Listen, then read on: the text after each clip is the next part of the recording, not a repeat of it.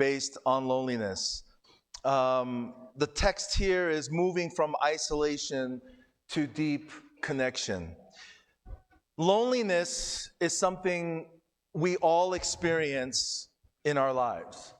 Yet a few of us really know what to do with this loneliness.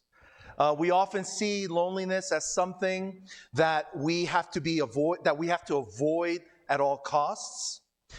Or we also see loneliness as a painful season in our lives that we just simply have to survive. I don't know if you've ever been there. But the question I want to ask through this entire sermon series is, what if loneliness isn't meant to break us, but rather loneliness is to be used from God to build us? What if instead from running from loneliness, we actually allowed this feeling in our hearts to draw us closer to God? Throughout Scripture, some of the greatest men and women of faith have experienced deep loneliness. Moses in the desert, David in the caves, Elijah on the mountaintop, Paul who experienced loneliness in prison, and Jesus Christ himself who experienced loneliness in the Garden of Gethsemane. And yet it was in their solitude, it was in their loneliness that they encountered God in life-changing ways. Throughout this month of March, we're going to walk through all of their stories and see how loneliness, rather than being an enemy, can actually be a place of transformation. We're going to discover that God does some of his greatest work in these times that where we feel most alone. And because in the moments when we feel abandoned, we feel unseen, we feel forgotten, this is where I want to share with you all that God is most present, working and preparing us for something greater. And so this sermon series seeks to embrace loneliness not as something to escape from, but rather as an invitation to draw nearer to the one who never leaves us. So the main idea of this month's sermon series can be summed up by this one statement. Loneliness is not the absence of people, but rather it is the presence of God waiting to be encountered. Today, let's see through our biblical text how God uses loneliness in Moses' life to prepare him to be one of the greatest leaders to have ever lived. And so today's text is based off of Exodus chapter 2 and 3. And the title of my sermon this morning is Preparation in the Desert. And the main idea to today's sermon is basically that loneliness is not wasted, but rather God uses it to prepare his people for the calling he has for you and me. So as we open up our Bibles to Exodus chapter 2, I want to share with you this picture. A lot of people know Moses as parting the Red Sea. We sang about it this morning in our praise song where Moses, split the sea. And that's what we are asking God to do the same for us, right? Many times. God, can you part the Red Sea in our lives? And as this painting depicts this great feat that Moses was able to do, his great story doesn't really start with parting the Red Sea, but rather the preparation of God that God does to develop his character. It's actually found in the first three chapters of Exodus, which is where we find our morning's text this morning. So once again, let's open up our Bibles to Exodus chapter 2. Real quick before I read the passage, I want to just give us the context. Right now, the context of this passage is Moses has grown up in Egypt. He grew up in the palace. He was trained in the as a Jew. He grew up in the Egyptian palace, but he was trained as from one of the greatest teachers of all of Egypt, and he lives in the upper echelon of society. He's under the Pharaoh's house. And so this is where we open up our reading this morning in chapter 2, verse 11, and it says this: One day after Moses had grown up, he went out to where his own people were and watched them at their hard labor. He saw an Egyptian beating a Hebrew, one of his own people. Looking this way and that, and seeing no one was there, he killed the Egyptian and hid him in the sand. The next verse says, verse 13. The next day he went out and saw two Hebrews fighting. He asked the one in the wrong, "Why are you hitting your fellow Hebrew?" The man said, "Who made you a ruler and judge over us? Are you thinking of killing me as you killed that Egyptian?" Then Moses was afraid and thought, "What I did must have become known." When Pharaoh heard of this, he tried to kill Moses. But Moses fled from Pharaoh and went to live in Midian, where he sat down by a well. There's a couple of things that we see Moses here doing. And number one, in the previous verse, you see that Moses, as he sees his fellow man being mistreated by one of the Egyptian guards, you see that he gets angry. And so one of the motifs that you see in Moses' life is his anger.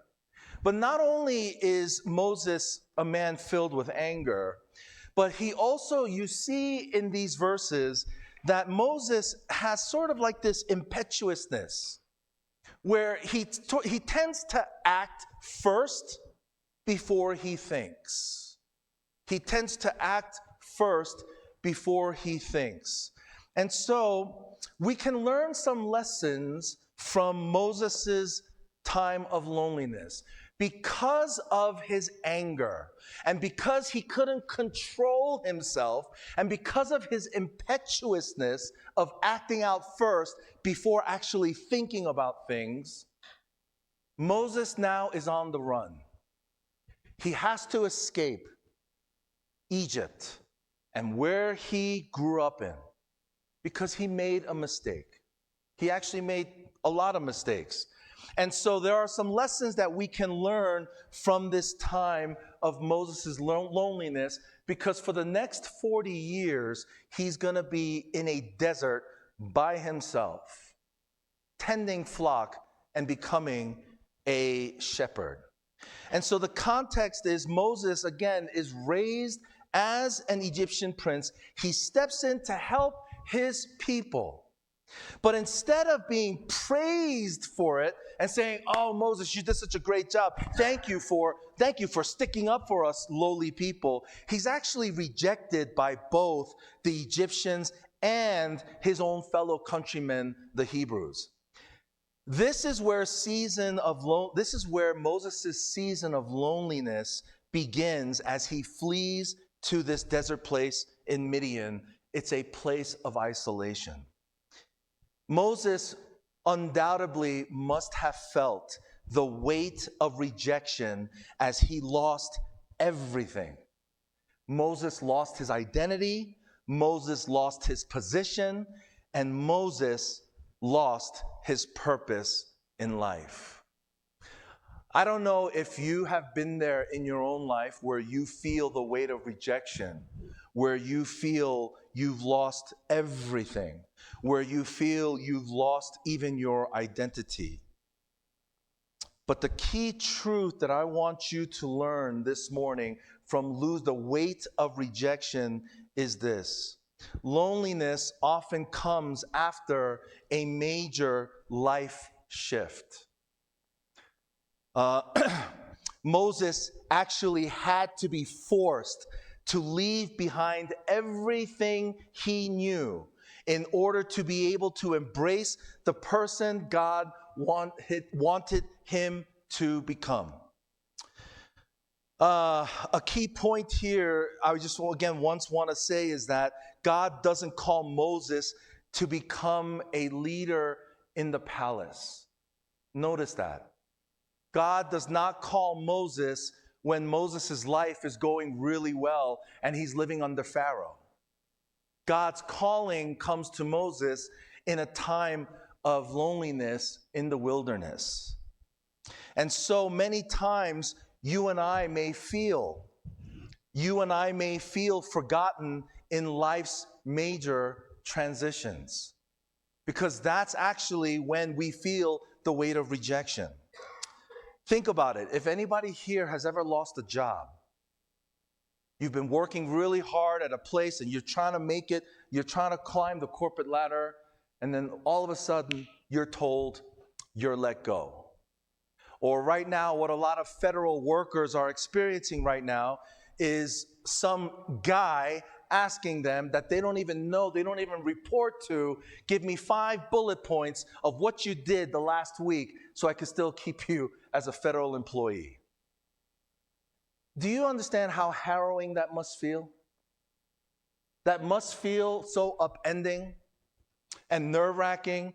And that's sort of like the weight of rejection. It's not just this, but thinking of other places where we have felt the feel of rejection. If anybody here in this place has ever gone through bankruptcy, you'll know what this feels like, the weight of rejection, where you have to sign that sheet of paper basically saying that you are bankrupt, you have nothing.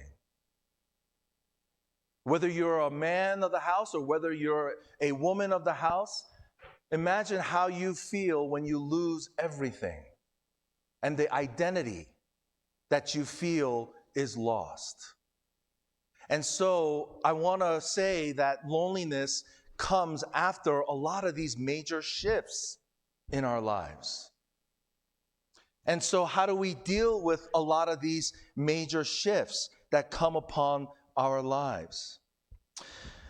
And so I just want to say that experiencing long seasons of waiting, many times these harsh experiences have us feeling like we don't belong, or like that our past mistakes disqualifies us from the future, from having a bright future. It is in these precise moments of despair and loneliness that I want to encourage you to ask this key question.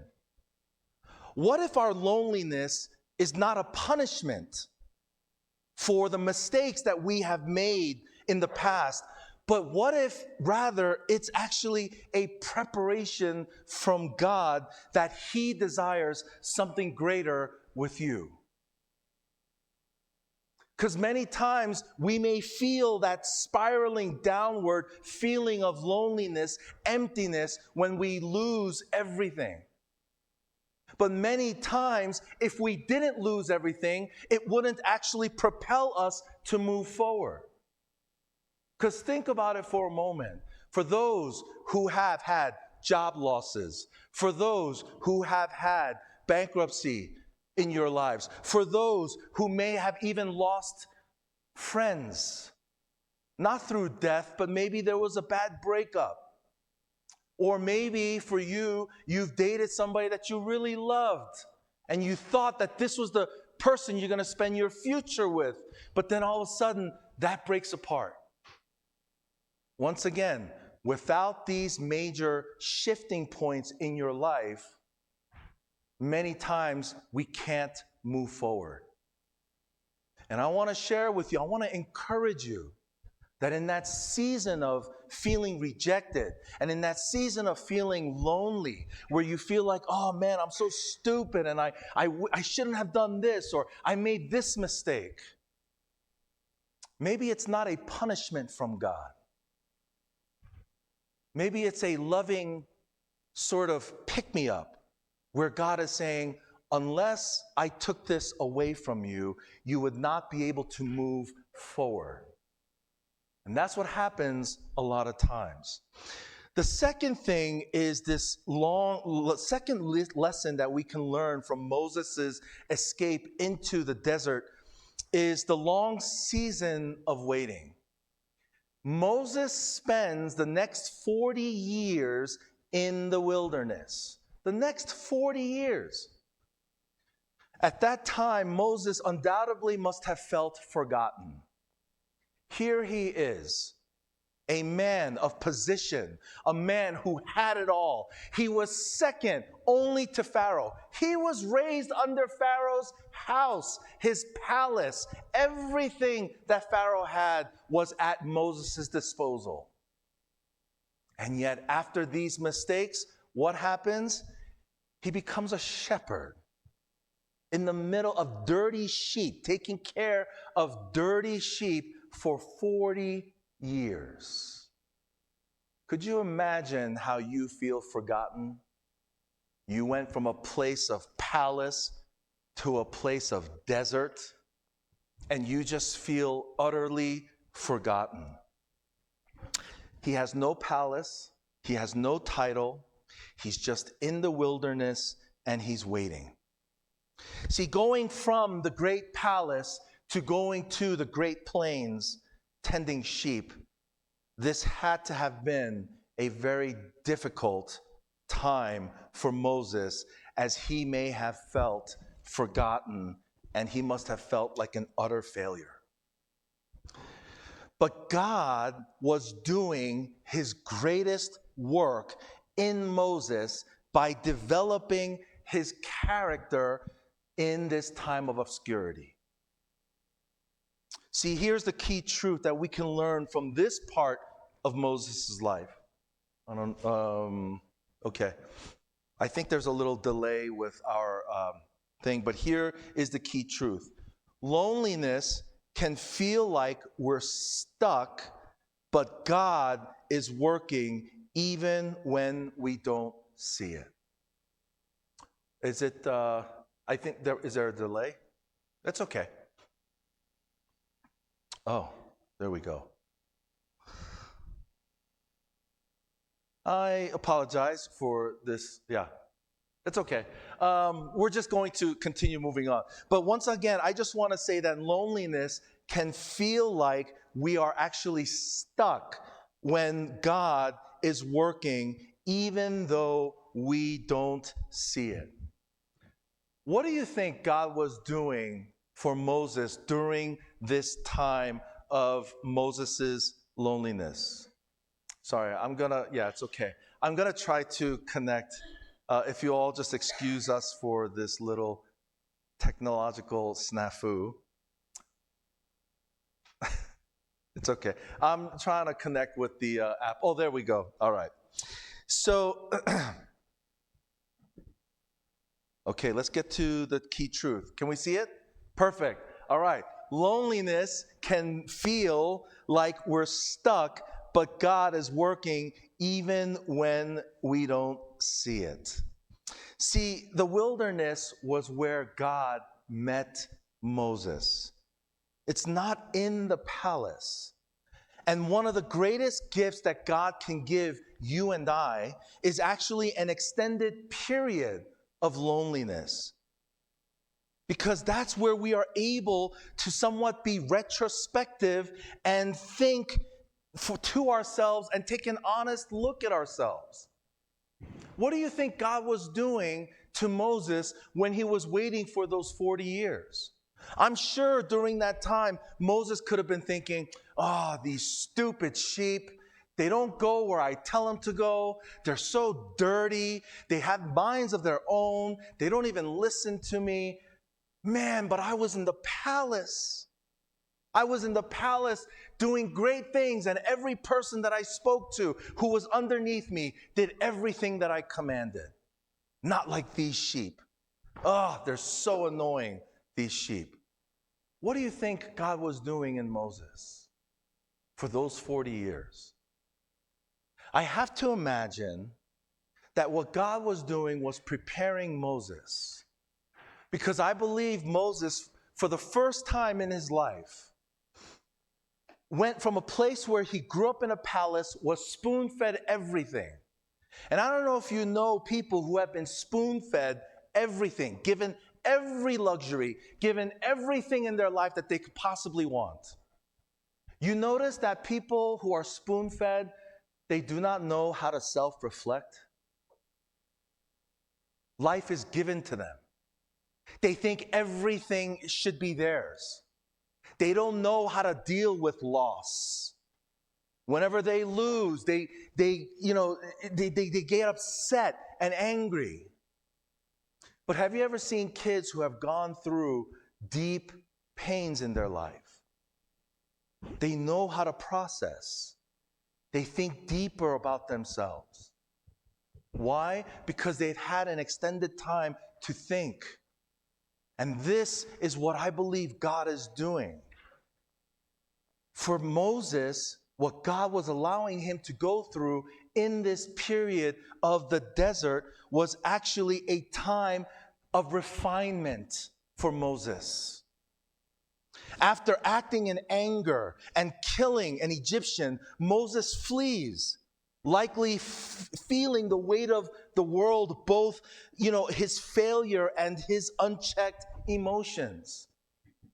But while he's in that waiting place, in that place of loneliness, I truly believe for 40 years, Moses started to think deeply about his anger, why he was there, what led him to the events that made him become a lowly shepherd.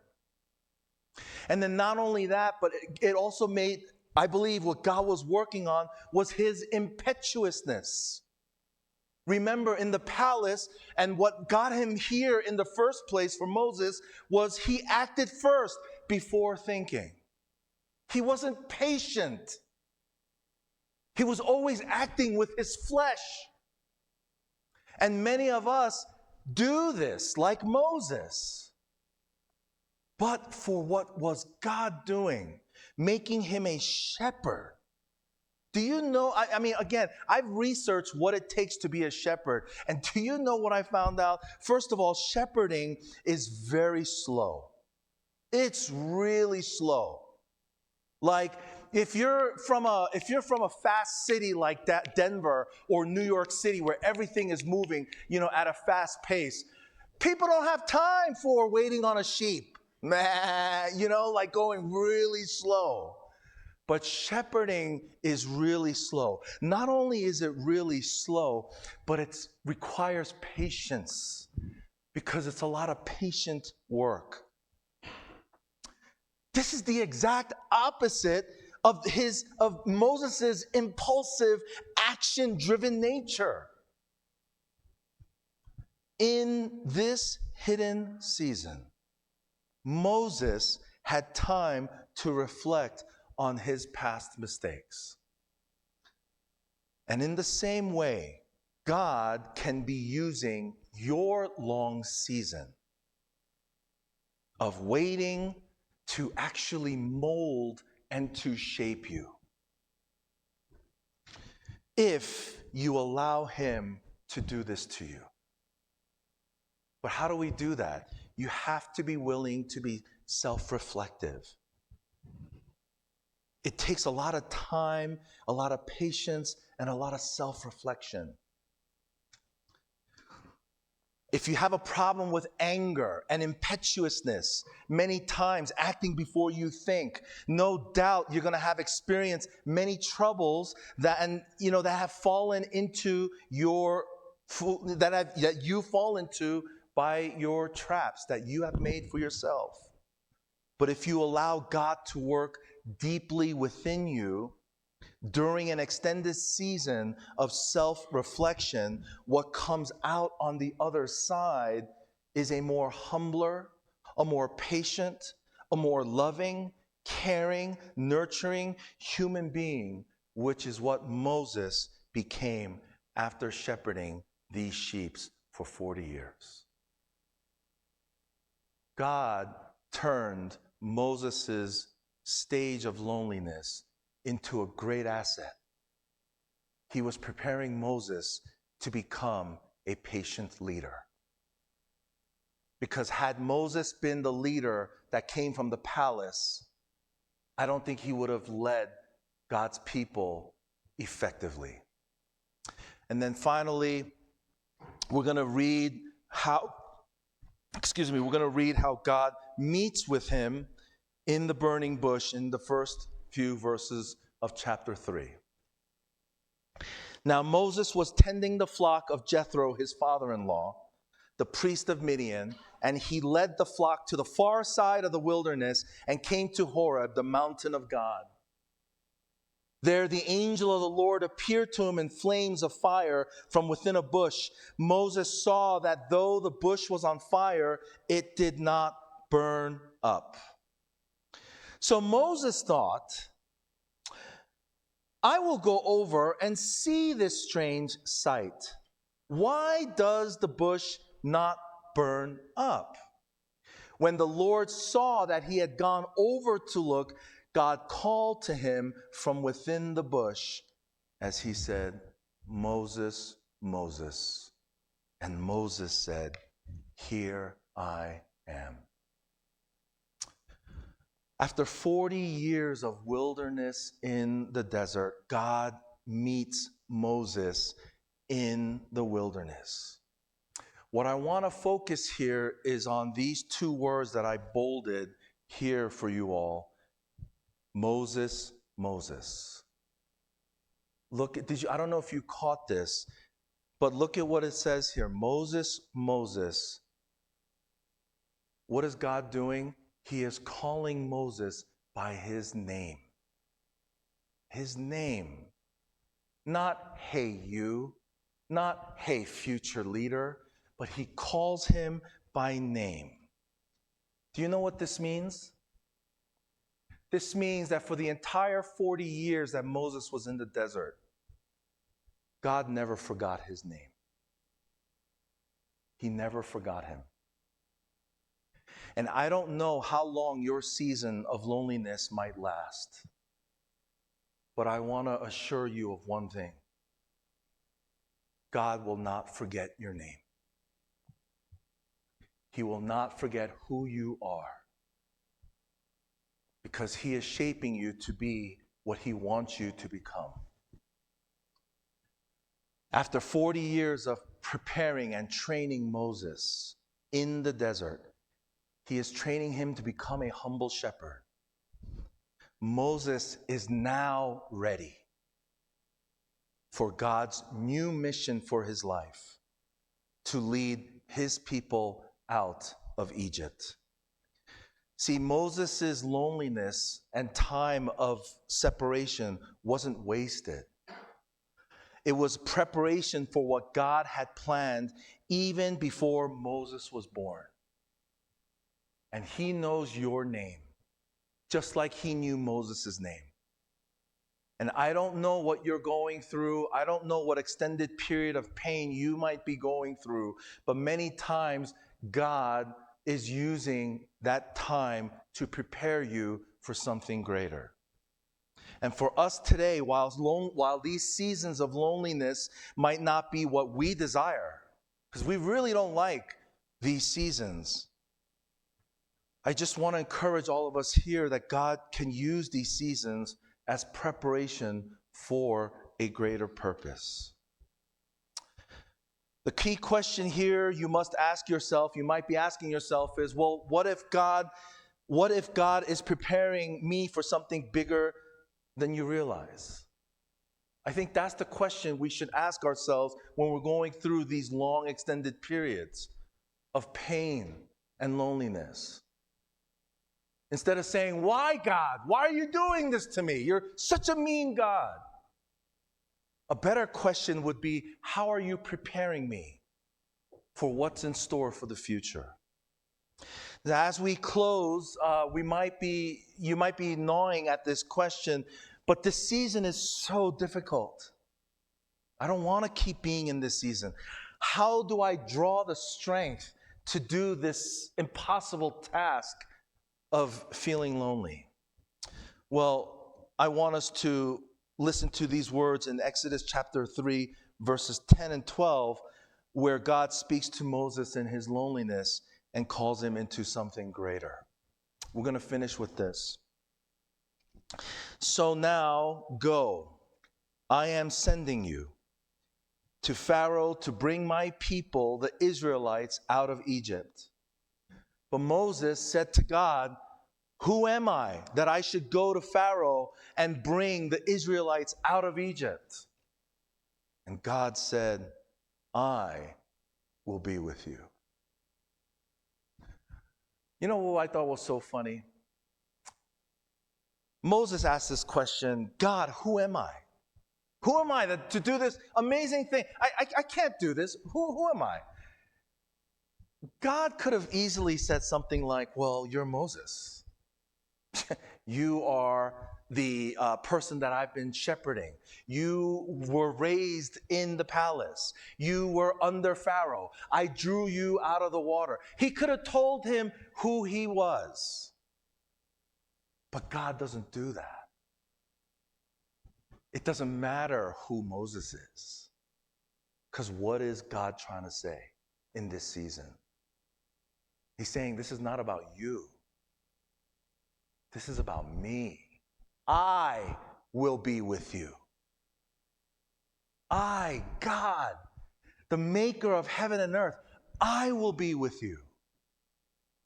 Moses' greatest lesson that he could learn from this wilderness experience is that true strength doesn't come from palaces, nor does it come from position of power, nor does it even come from within ourselves. True strength comes from intimacy with God and depending on His power, not our own. And so it is where this solitude, where Moses, it's in this place of loneliness where Moses learned to let go of all of his impulsiveness and his anger, his self-reliance, his past mistakes, and instead, what? To fully lean unto God. That's what God is trying to teach him. Loneliness does not have to be something we automatically run away from. It can be an invitation to deeper intimacy with God. And if we allow it, our wilderness seasons can be used to actually refine us, to break us free from self-reliancy, from self-sufficiency, and to bring us to this place of complete dependence upon God. So this morning, I want you all to take heart. I want you to be encouraged. Because just as God met Moses in the wilderness, He can meet us in our place of loneliness. And His promise still stands. I will be with you. God will be with you. If loneliness leads you to this greater faith and a deeper dependence upon God, then a season of loneliness may be just one of the greatest assets in your spiritual journey. Moses spent 40 years in this wilderness, likely wondering if God was finished with him. But the desert was not the end of his story. It was merely just the beginning. It was the springboard where God prepared Moses for his greatest calling. The desert is where God speaks to you and me. And it was there in the silence that Moses learned this valuable lesson in how to listen to him, to trust him, and to rely completely on God. So my final encouragement is to, instead of running from the desert, Maybe it would help us if we learn to lean in to these times of desert places, for God is speaking to each and every one of us. Trust that God is shaping you. Trust Him. And most importantly, know in your heart that God will be with you always. Amen? I believe that will give you encouragement through these times of deep pain. Let's go to the Lord in prayer.